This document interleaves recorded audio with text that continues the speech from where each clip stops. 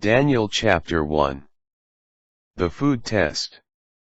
In the 3rd year of the reign of Jehoiakim, king of Judah, King Nebuchadnezzar of Babylon came and laid siege to Jerusalem. The Lord handed over to him Jehoiakim, king of Judah, and some of the vessels of the temple of God, which he carried off to the land of Shinar, and placed in the temple treasury of his God. The king told Ashpenaz, his chief chamberlain, to bring in some of the Israelites, some of the royal line and of the nobility. They should be young men without any defect, handsome, proficient in wisdom, well informed, and insightful, such as could take their place in the king's palace. He was to teach them the language and literature of the Chaldeans. The king allotted them a daily portion of food and wine from the royal table. After 3 years' training, they were to enter the king's service. Among these were Judeans, Daniel, Hananiah, Mishael, and Azariah.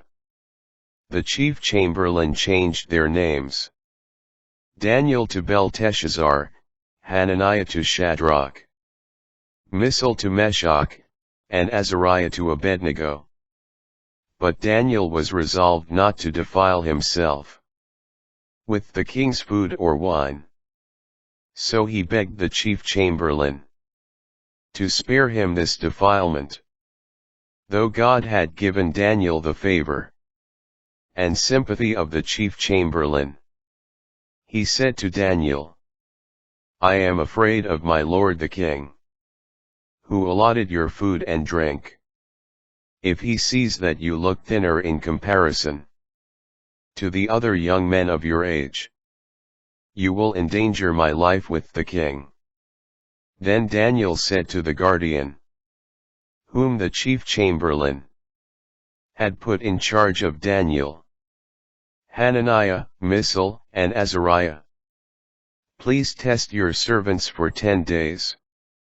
Let us be given vegetables to eat and water to drink. Then see how we look in comparison with the other young men who eat from the royal table, and treat your servants according to what you see."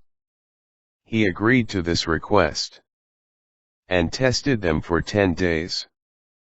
After 10 days they looked healthier and better fed than any of the young men who ate from the royal table. So the steward continued to take away the food and wine they were to receive, and gave them vegetables. To these 4 young men God gave knowledge and proficiency in all literature and wisdom, and to Daniel the understanding of all visions and dreams. At the end of the time the king had specified for their preparation, the chief chamberlain brought them before Nebuchadnezzar.